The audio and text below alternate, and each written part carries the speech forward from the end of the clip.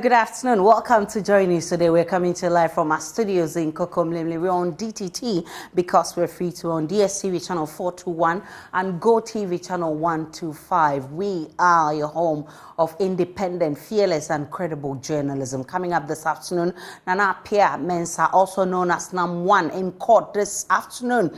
We have updates for you on what transpired in court.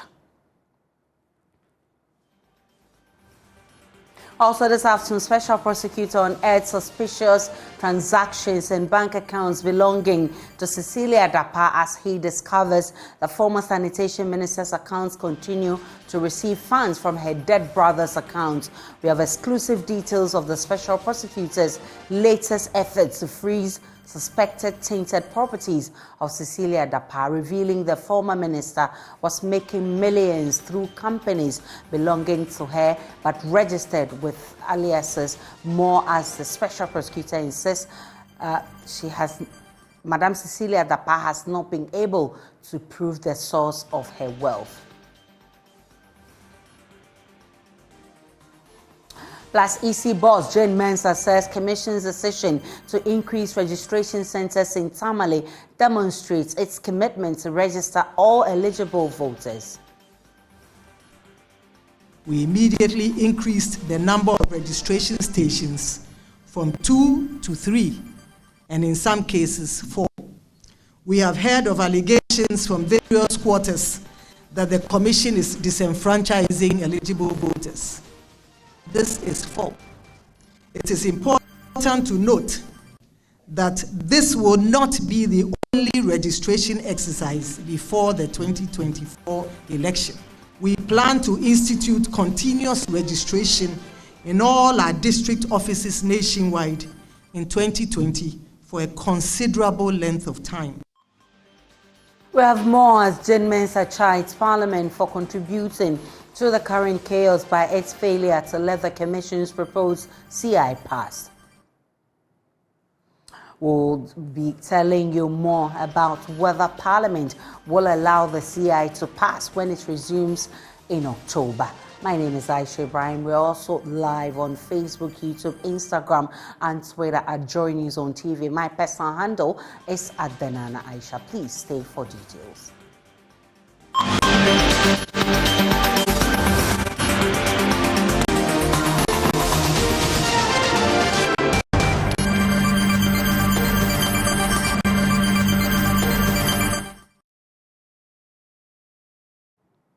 An Accra High Court has been hearing a case involving the embattled CEO of gold dealership firm Men's Golds. The AG slapped Nana Pierre Mensah, popularly known as Nam1, with 36 counts of offences including money laundering, abetment, defrauding by false pretense, carrying on deposit taking without the requisite license, unlawful deposit taking, among other charges. This is a reduction from the initial 61 charges brought against him. The Attorney General commenced investigations against Nam1 in 2019, where he was accused of defrauding thousands of customers through his gold dealership firm over millions of Ghana cedis. The case has witnessed adjournment until fresh charges were filed on August 30, 2023. The new charges come after Mr. Pierre Mensah announced plans to unlock up funds to Men's Gold customers after a payment of roughly 650 Ghana cedis for verification. Subsequently, he reversed a decision to require former clients to purchase a verification access card in order to verify transactions and validate claims of strong backlash from customers and the public. I've been joined by my colleague Kojo Nyakon, who's been monitoring events for us in court. Kojo, tell us what transpired in court today.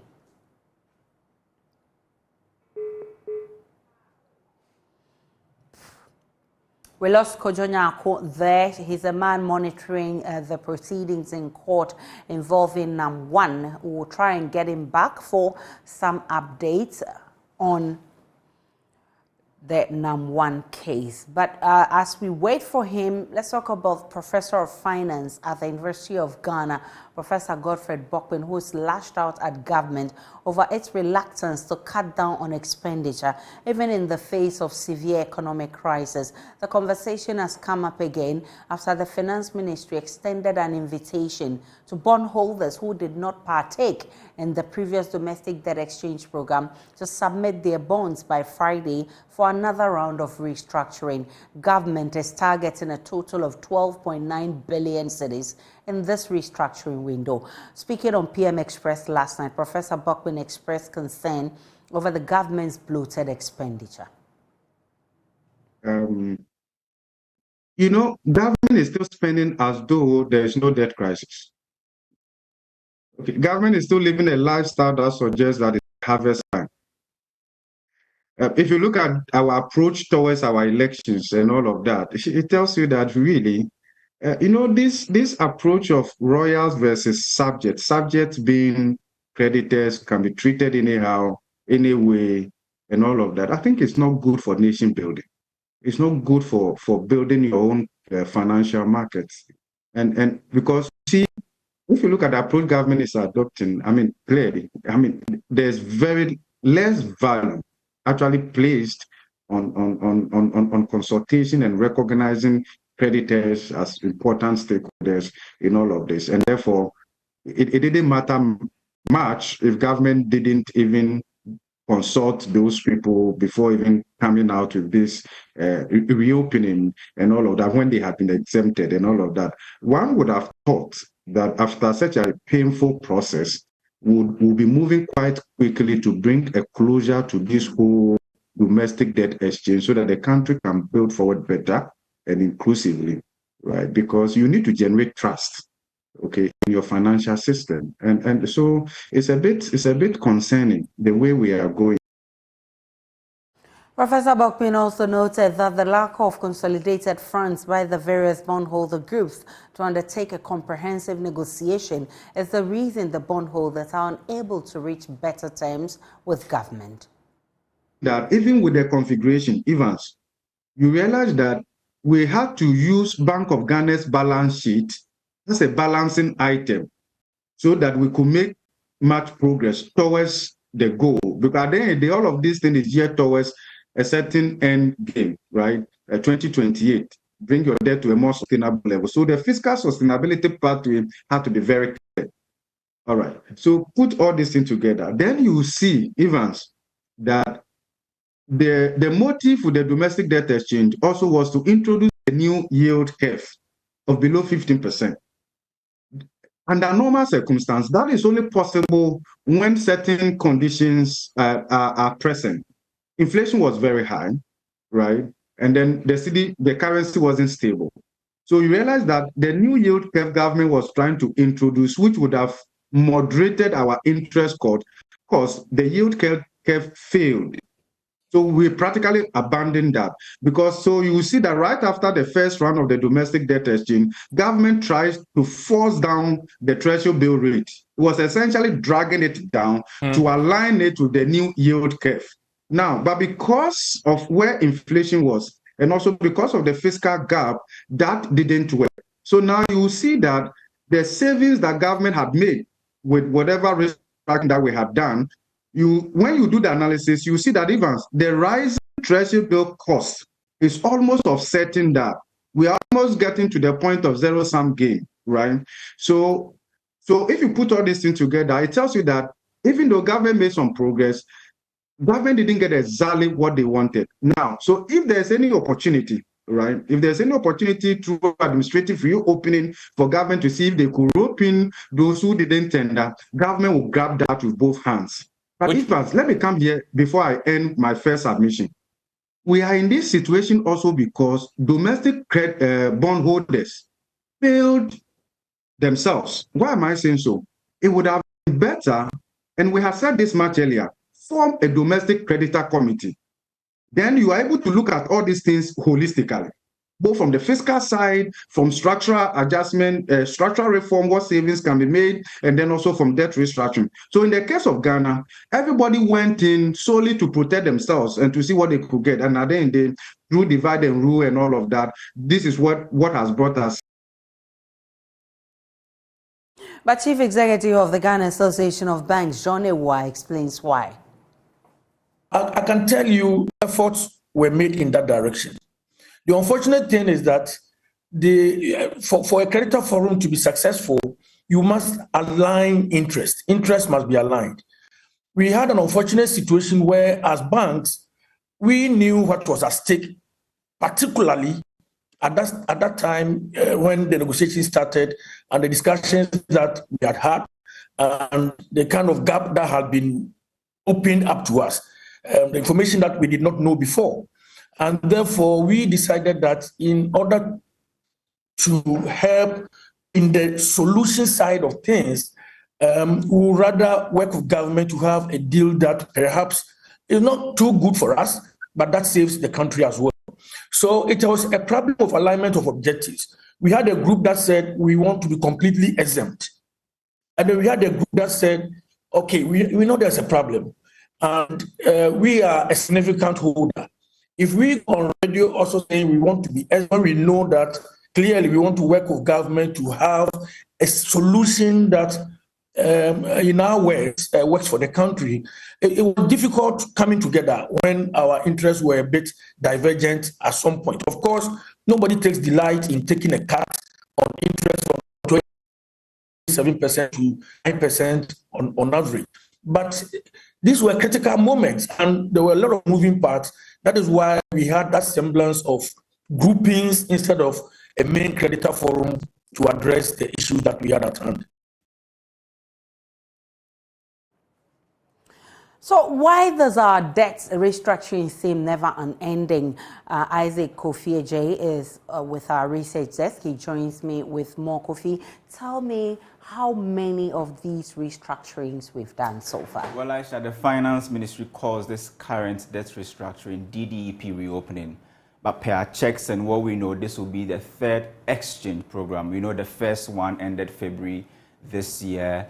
The second one was the one that invited individual bondholders, IPPs, in fact, that's what I was supposed to say, IPPs, and then, you know, those who are the pension funds to come to the negotiation table for fresh stocks. This very one, which is the third, according to our analysis, will involve, you know, those who are holding GOG bonds, ESLA, DACHE, and government is hoping to restructure about 12.9 billion Ghana cedis, out of this 13 billion Ghana cedis.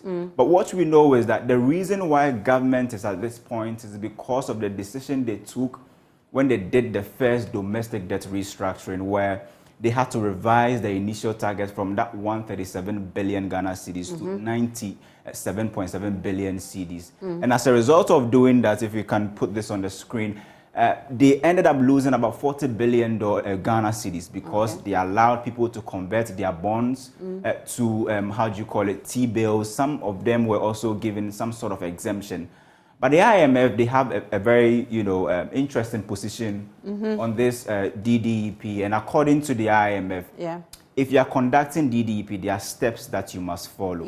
They say it is like performing a surgery. You only do it when it is necessary. But if you don't need it and you feel after doing it, you will not get the benefit thereof, then it's better you don't do it as well. But how is Ghana faring in terms of these laid down procedures as far as all the restructurings we've taken is concerned? It is obvious that our case is different from the template that we are all following, the template of Jamaica, where they did more or less more engagement. The whole decision was not unilateral. But in our case, you see unilateral decision, people were allowed to convert their bonds to T-bills. And IMF is saying if you are doing it for the first time, you need to do it well. Else, if you don't do it well, you end up doing it over and over again. You need to cast the net wide to include almost everybody in the debt restructuring, engage people and let them know the kind of haircuts they will be, you know, with the magnitude of haircut you're going to give to everybody. But if you don't do it well, then you end up doing it, inviting people to come for fresh stocks, just like the way we are seeing in the statement that was issued by the finance. This is something that has just started because you heard bondholders and all the other groups saying that they are not interested and they will not avail themselves for this. I mean, it will be interesting in the coming days, see how government intends to do this. Meanwhile, Professor Bokpin is hopeful, despite the challenges, Ghana will qualify for the next $600 million tranche from the IMF. Let's now go back to court and speak with our correspondent, Kojo Nyako, who is following the trial of Nam 1 for us this morning. Kojo Nyako, bring us up to speed as to what happened in court today. Well, so Nam 1 was present in court as well as his lawyer, Kwame Kufu. The Deputy Attorney General led the prosecution supported by the Director of Public Prosecution and 4 others. So Nam 1 was seated throughout the trial because we were told he had some health conditions. So all the 39 counts of various offences ranging from defrauding by false pretenses to taking deposits without the requisite licenses were read to him. And one after the other, he pleaded not guilty to all counts. In fact, his lawyer made an argument why his client should be given bail and made a further argument as to why there is deficit or there are deficiencies in the prosecution's argument. In fact, I have with me the chairman of the aggrieved Men's Gold customers to speak with. Hello, good afternoon. Good afternoon, sir. So you were in court, you listened to the ruling, you've been granted bail to the sum of 500 million without justification. How do you people take all of this? Well, we believe in the court proceedings is entitled to be granted bail, which we are okay with. And we also like the way proceedings are structured with the way the Attorney General has presented the case. And we are most grateful to the Attorney General for his intent that he makes known to the court that he will be applying for a daily prosecution of the case. That, for us, is a very good move from the Attorney General, and we are in support of that. Do you sincerely believe that you would get something out of this prosecution that has started? Sure. From the way things are going, we are very rest assured that by the end of the prosecution, we will have justice granted to us and we will have our money paid to us. The only challenge we face with the prosecution document that was presented was the disparities that were in the figures of the various individuals that were mentioned and the amount that Namwa owns to them. We want to use this opportunity to also invite our customers with their documents this coming Sunday so that we'll get the various documents and the amount and do the very amendments that is required at the Attorney General's office. And then the next time, we might have a very good document to present to the court. So Aisha, that was the chairman of the aggrieved Men's Gold customers. In fact, the lawyer for Nam 1 says that it was the GOG that inspected their premises and advised them to operate how they have gone about their duties, and the fact that it was SEC that closed them down. But if you look at the offenses and the charges, there were no offenses or charges related to SEC, and so that has been the issue the lawyer for Men's Gold has been raising. Aisha. Kojo Nyako is our man in court, and this afternoon he's been bringing us updates as to what happened in court concerning Nam 1.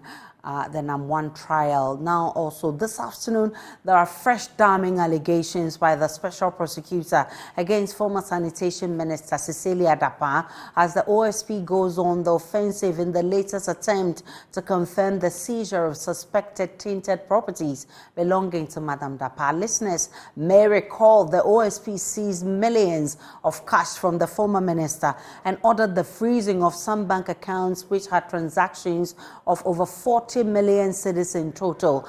An Accra High Court refused to confirm the seizures and freezing order and directed the OSP to return the amounts to Cecilia Dapaah. The special prosecutor complained and complied, but it's back in court seeking to get the seizure confirmed. Exclusive copies of documents filed in court by the OSP reveal the former minister allegedly has millions of cedis, which the OSP says she could not prove the source, including fresh allegations that an account belonging to the dead brother of the former minister was still sending money to Cecilia Dapaah's account.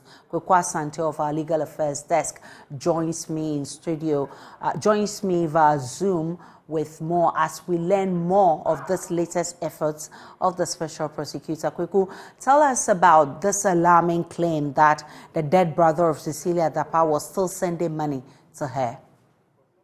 So Aisha, according to analysis of the statement in Cecilia Dapaah's bank account with a top Ghanaian bank, which for some editorial reasons I'm unable to reveal, there was highly suspicious transactions involving the name of Cecilia Dapaah's deceased brother, Nana Kwesi's son. They said Nana Kwesi's son died in January 2022, and there is no record domiciled at the financial institutions of probate or letters of the administration granted to personal reps. Strangely, there are active transfers from the deceased person's bank account to that of Cecilia Dapaah's bank account in Ghana. In fact, as recently as 19 September 2022 and 23 May 2023, amounts of 10,450 cedis and 11,280,000 cedis, respectively, were transferred supposedly by the deceased brother to the first respondent. The OSP makes the allegation that despite the fact that Cecilia Dapaah's brother has passed on, there are some suspicious activities, including the transfer of money from his account to that of Cecilia Dapaah.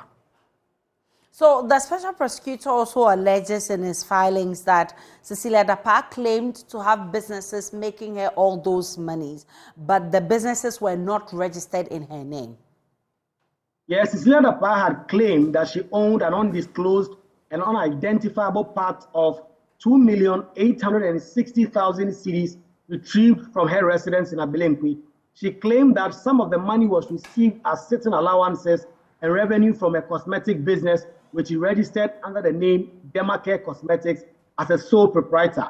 However, the OSP's investigation revealed that the first respondent is not the registered legal owner of the said business enterprise. The official records at the Registrar of Companies reveals that the proprietor of Demacare Cosmetics is one Marian Iwua.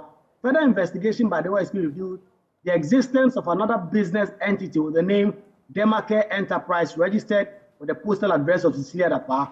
However, the legal ownership vests in one Victoria Doig and not Cecilia Dapaah. The OSP says he's continuing investigation into the matter to get to the actual beneficial owners of this business. Cecilia Dapaah had also claimed in part that the discovered cash in cedis discovered by the OSP in her residence was proceeds from the sale of a Demacare cosmetic business in 2003, and that she kept the proceeds of that sale in her room. But the cash found had date on it, which was 1st July 2007. The OSP makes the case that how do you sell a business in 2003 and purport to have kept the money in your room, but the date found on the money is 2007? These are some of the questions the OSP is asking in this latest filing before the court. What about the suspicious transactions of the former minister where she sells properties in another name but signs off using her regular signature? Yes, Aisha, the OSP alleges that Cecilia Dapaah sold a Snit Boteman Estate flat under the name Nanaya Ode. Indeed, Cecilia Dapaah appended her own signature on all relevant correspondence with the buyer under the name Nanaya Ode. Concerning this payment, Cecilia Dapaah, through her agent, gave the buyer her bank account number. It was only at the point of payment that the agent realized that Cecilia Dapaah revealed this identity to the true buyer of the house. And in fact, this amount was paid into Cecilia Dapaah's account. So Cecilia Dapaah used the name Nanaya Ode to sell this property, but signed her regular signature in all those documentation. And the OSP is seeking to trace that back to Cecilia Dapaah to understand why exactly she will be selling properties belonging to her under aliases by signing her regular signature. But the former minister also had claimed that part of the money was made through certain allowances. Is the OSP satisfied with this explanation? Not at all, Aisha. In fact, Cecilia Dapaah claimed that the various amounts stashed in 32 different envelopes discovered through the arduous search by the OSP, amounting to 32,000 cedis, 132,070 cedis were her certain allowances. A record of the various sums sealed in the said envelopes range from 400 cedis to 38,160 cedis, most of which far exceeded the approved sums recommended for payment of public officials as certain allowances, raising suspicion as to the legitimacy of the source of this amount of money.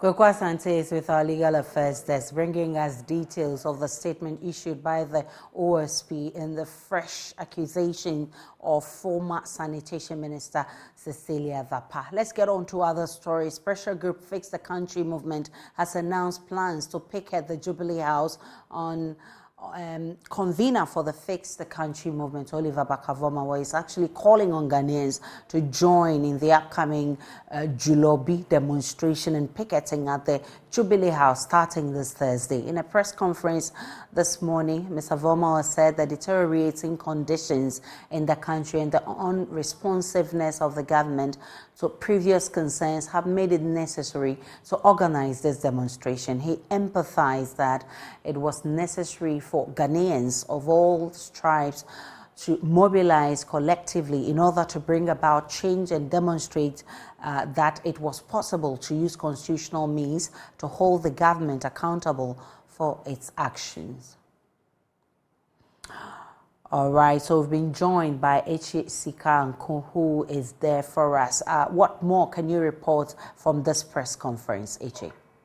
Thank you very much. They've been speaking on a number of issues. They've talked about why they need to do this demonstration again. It's about the 10th one they are doing. They've enumerated a number of reasons: escalating cost of living, the increasing instances in corruption. They've talked about the debt situation, and they also believe that there is a rise in the depletion of public funds. And so these are the core reasons. But they've also tried to emphasize the reason why they are using the Jubilee House. And they've mentioned that there's some symbolic significance, the visibility that it draws, and that they do want to increase the pressure on the government to be able to address the concerns that they've shown over time. And so this is what they are speaking on. One of the things that they've been very clear in saying is that they do want a lot of Ghanaians to join in this demonstration, that they believe in the transformative power of the collective ability of Ghanaians to be able to bring about change.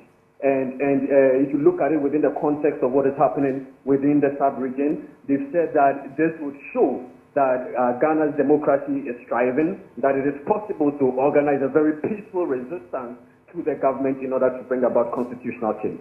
All right, so that's H.S. Kanko with some more details from their press conference by the Fix the Country being addressed by the convener, Oliver Bakavomawa. He says they will be embarking on a demonstration, Julobi demonstration. He's asking Ghanaians to join this cause at the Jubilee House. Let's get on to Electoral Commission matters, because Chairperson of the Commission, Jane Mensah, says the outfit's decision to increase registration outlets in Tamale demonstrate the Commission's commitment to ensure all eligible voters are captured on the national roll. The EC has come under intense criticism over its refusal to decentralize the registration process from its district offices. In particular, the Tamale Metro office of the EC had been fraught with faulty kits, long queues culminating into a very slow process. Addressing journalists, however, Jane Mensah explained that following discussions with Tamale North MP Haruna Idrisu, the Commission increased the registration centers in Tamale and will continue to do so in other places when the need arises. We immediately increased the number of registration stations from 2 to 3, and in some cases 4. Faulty kits were also swiftly replaced with spares that were available in the region. And so, for instance, in the Tamale Metro office, we experienced issues with the kits sent there, resulting in a registration figure of 4 voters only on day 1. We quickly stepped in and replaced the faulty kits, and the registration is going on there seamlessly. Additionally, to do with the long queues in the Tamale metropolis, we have increased their registration stations from 2 to 4. And I'm happy to note that on Saturday, they recorded a high of 200 169 registrations and 410 on Sunday, the 17th of September. I share these examples to demonstrate that as a commission, we are on the ground and working around the clock to ensure that every eligible voter who is eligible to register or who is desirous to register as a voter does so with ease. We have heard of allegations from various quarters that the commission is disenfranchising eligible voters. This is false. Speaking on the EC's proposed CI, the Commission says Parliament is partly to blame for the Commission's struggle to decentralize the registration process, as the failure of the House to pass its new CI has left the Commission in a very difficult position. As you are all aware, the Commission prepared a draft CI for continuous registration in all district offices nationwide. This initiative started last year, and the registration we were envisaging under the draft CI was for a sustained long-term basis. Indeed, had the CI passed, we would have had some 6 months this year to register voters at any time of their choice. And I like to repeat it, that had the CI passed, we would have had some 6 months to register voters at any time of their choice. Parliament is expected to consider the EC's proposed CI when it resumes from break this October. But ranking member on Parliament's Constitutional, Legal and Parliamentary Affairs Committee, Bernard Ahiafo, says Parliament will not pass the EC's CI if it does not accommodate their request of adding the guarantor system. Percentage of Ghanaians have Ghana card, let alone to talk about those who turn 18 and those who have not been registered as voters. So we realize that the new CI will be causing more harm to Ghanaians than good. There is nothing useful in the new CI. The only thing being introduced by the new CI, I maintain, is the amendment of Regulation 1 to limit the source documents, which were 3, in line with the Supreme Court decision in the case of Abu Ramadan. He has the constitutional right, he has the discretion to determine the number of days, number of weeks, and number of months that a continuous registration exercise is supposed to be conducted. So her inability to do it for a longer period cannot be attributed to the non-passage of the new CI. That, I maintain, is an intellectual dishonesty. Secondly, we parliamentarians do not prepare budget for the EC, but we approve budget for the EC. If the EC were to be saying that he has prepared budget to conduct limited registration in an electoral area basis, that Parliament has not given an approval, that he has a point. But without saying so, then I do not think Parliament of the Republic of Ghana stands to be blamed for the inability of Madame Zenenta, the chairperson of the EC, to conduct limited registration based on electoral areas. While Parliament will not let it pass, so long as it limits the source document to only Ghana card, Parliament must not let this CI pass. We're still live on JoyNews Today. We'll take a break. When we return, we'll bring you all you need to know in the world of business.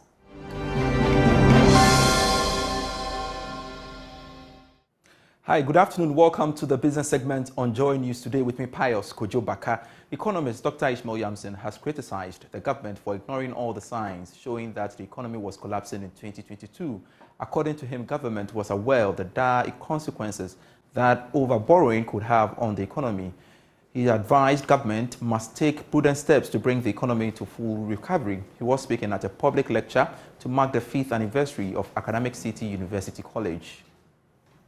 Academic City University College, as part of its 5th anniversary, held a public lecture on empowering youth towards a safe and secure future. According to some speakers, Ghana's economic situation is as a result of a blatant disregard for ethical leadership. In an interview with Joy Business, economist Dr. Ishmael Yamson said government must accept its mistakes and steer the economy back onto the right path. Since the issues were known, and I don't think anybody can ever say that they were not aware of the issues facing the country and the likely consequences. So what they should have done, simply understand the implications of those issues, clearly, and with honesty, determine what they can do to change the course of what they were doing.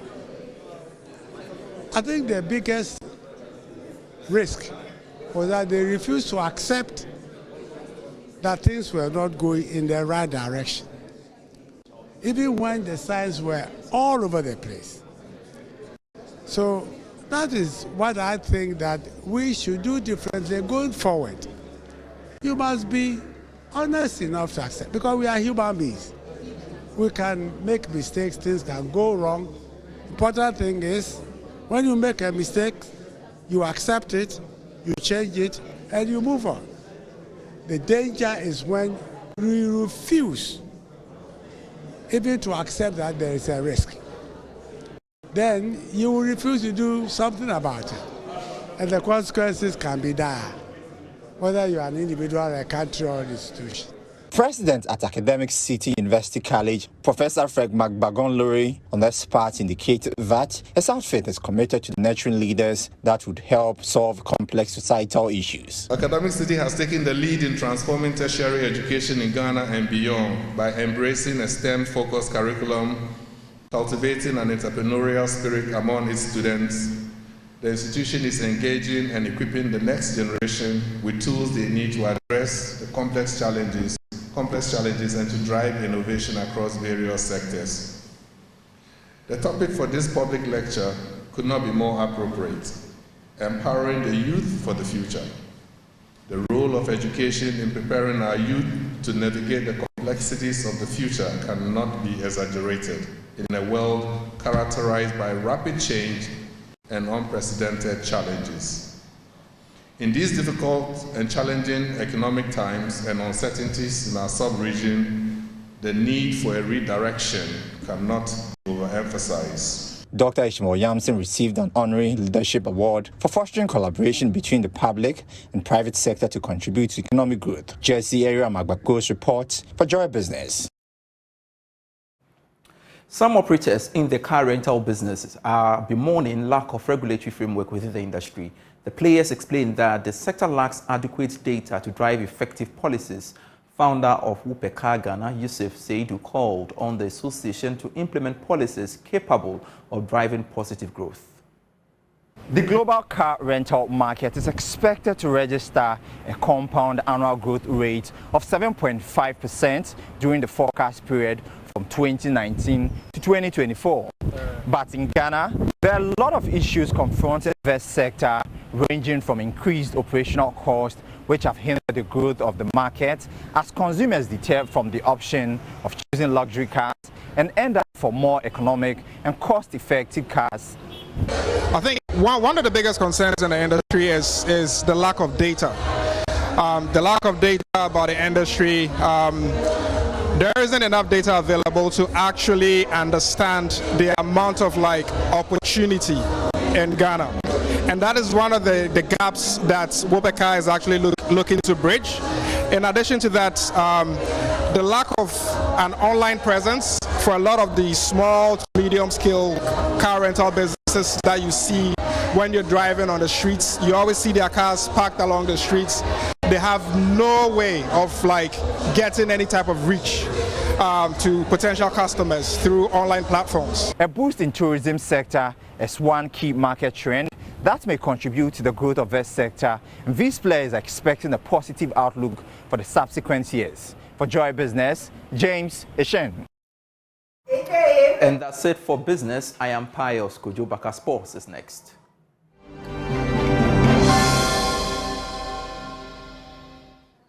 Let's do sports now on JoyNews Today with me, Muftau Nabila Abdullah. And George Afriyie has asked his lawyers to file an appeal at the Court of Arbitration for Sport against the decision of the Ghana Football Association Appeals Committee to reject his appeal against the disqualification that was sent out to him by the Elections Committee of the Ghana Football Association on September 7. According to Mr. George Afriyie, the decision of the Appeals Committee is alien to Ghana football. And the story which came to the attention of Joy Sports just a couple of minutes ago says that Mr. Afriyie was dismissed by his appeal was dismissed by the Appeals Committee on the grounds that he did not meet the requirements to contest for the position of president of the football governing body. It noted that the invalidity of any document cannot be cured by reference to Article 8.3 of the GFA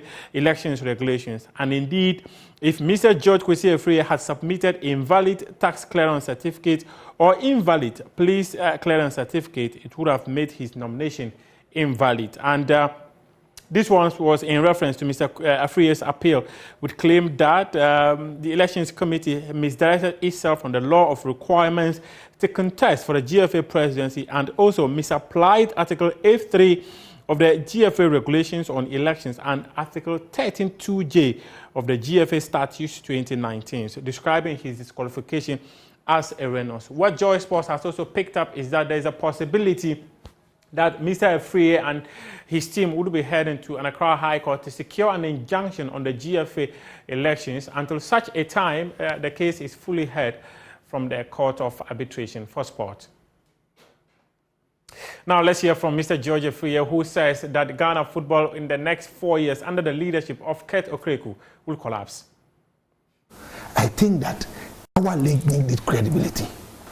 I think that we deserve a better sponsorship than what we are getting today. I think that there must be fair competition. I think that nobody can sit in Accra and decide which match should be won by which team. I think that it's important that nobody decides who goes on relegation.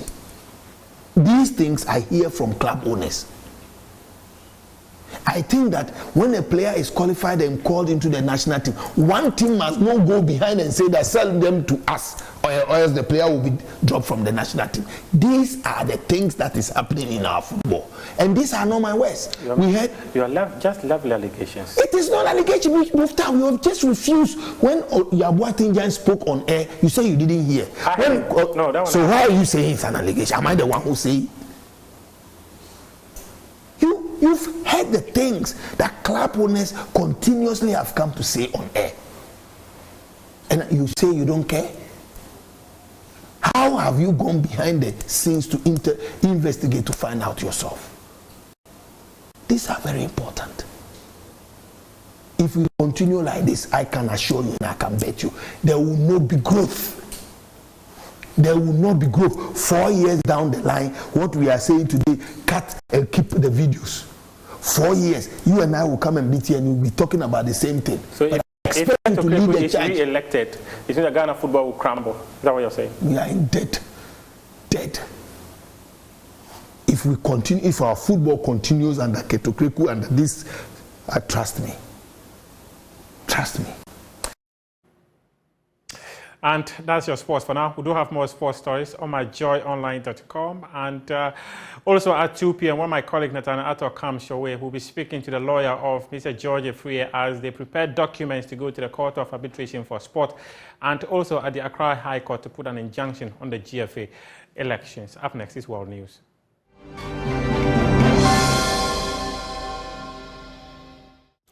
Well, you're still on JoyNews Today, and this is the Showbiz segment. And there's still controversy surrounding Nigerian musician Mohbad's demise, and a lot of stories have popped up. But yesterday, the police, together with the parents, met the media at a press conference and announced that they're going to launch an investigation into the death of the musician to see exactly what happened to him, and if any perpetrators are found, they will be brought to book. This is what happened at the press conference.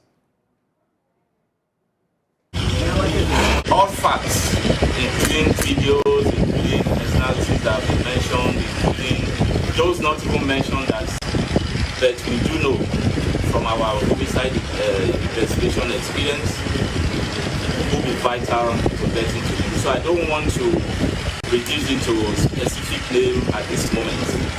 Let's proceed with the investigation, and as we have needs to identify individuals, which will be wider. We will pick on whoever we believe from investigation is linked, and will encourage such a person or bring such a person to give the dictates of the law. And from Nigeria, let's focus our attention onto the foreign front. And T-Pain, who came to the limelight with his song Buy Me a Drink that made him a global phenom. In an interview saying that he is not making any money from the track or from the record Buy Me a Drink because lyrical content he used in the song, he is now paying royalties for the monies that are coming in for that track. Well, this is what he said. I looked up the publishing on Buy You a Drink. It is crazy. Bro, like publishing wise, I probably get like no money from Buy You a Drink. So all those things that I said in Buy You a Drink that was from other songs, when Buy You a Drink like blew up, all them people and writers from them other songs said they were owed from my song because You're like, and I was like, what the I was like paying homage and So like Money in the Bank, I got Money in the Bank. Scrappy and his writers came for that. Oh, Snap Your Fingers, Do Your Step, Lil Jon and E40 and Scrappy. Everybody on that song came for me. Walk It Out. Midday has a credit too, yeah. Yeah, Walk It Out. Monte got a credit on that. I was like, God damn, what's going on? It's our Money in the Bank. And that is all for Showbiz. The name is Ibrahim Ben Bako, Aisha. And my name is Aisha Ibrahim. That's my father right there. And that's how I wrap up the bulletin this afternoon. Log on to myjoyonline.com for more of the news and updates of all the developing stories. Do enjoy the rest of our programs.